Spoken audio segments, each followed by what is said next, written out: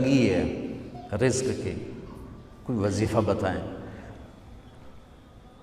کتنے لمبے لمبے وظیفے لوگ پڑھ رہے ہیں کہ کاروبار کھل جائے اور روزی بڑھ جائے، کتنے لمبے چوڑے، کتنے کتابوں میں ایڈے ایڈے بڑے وظیفے لکھے پہ، پڑھ انجی مندہ بڈھا ہو جائے۔ میں قربان جاؤں یا رسول اللہ آپ کی شفقتوں پر، آپ کی رحمتوں پر، سنو یہ کرو، میری بات نہیں ہے، میرے نبی کی بات ہے۔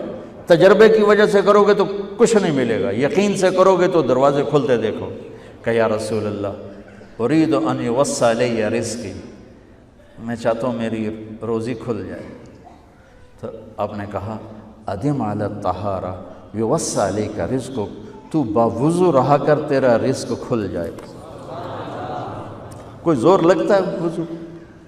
تمہارے ہاں تو سردی ہوتی ہی کوئی نہیں کہ بھئی ٹھنڈا پانی ہے کیسے وضو، یہ تو ہمارے لیے مسئلہ ہے کہ بھئی ٹھنڈا پانی ہے کیسے وضو کرو۔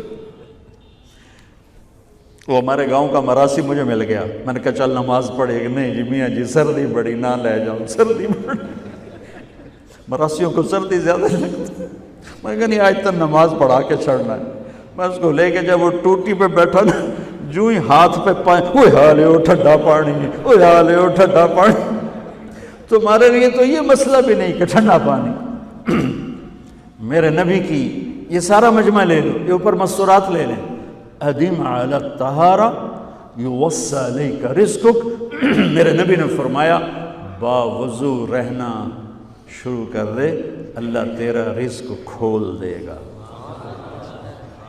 اب یہ اللہ رسول کی آپس کی بات ہے تو میری بات ہوتی تو دیوار پہ مار دو، تجربہ کرو۔ نبی کی بات کو تجربہ کر کے نہیں کرتے، یقین کے ساتھ کرتے ہیں۔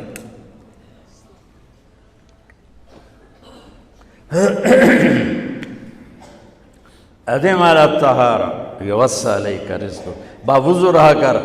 اچھا باوضو رہنے کے اور فائدے،